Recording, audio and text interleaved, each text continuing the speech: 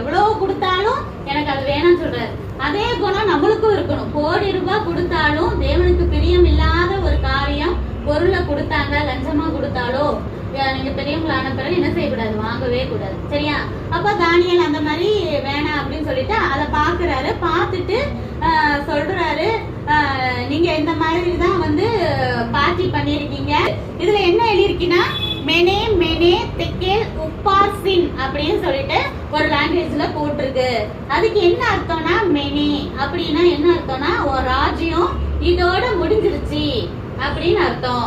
தெக்கேல் அப்படின்னா உன்னை தராசுல வச்சு நிறுத்து பார்க்கும் போது, அதாவது தராசுனா நீதியா எடை போடுவாங்கன்னு சொல்லுவாங்கல்ல, அது மாதிரி தேவன் நம்ம எப்படி வாழ்ந்திருக்கோம் எடை போடுவார் இல்லையா, அதை பார்க்கும் போது நீ நீதி நேர்மையே இல்ல, மத்தவங்களுக்கு ஹெல்ப் பண்ணல, ஒரு ராஜாவா எதையுமே செய்யாம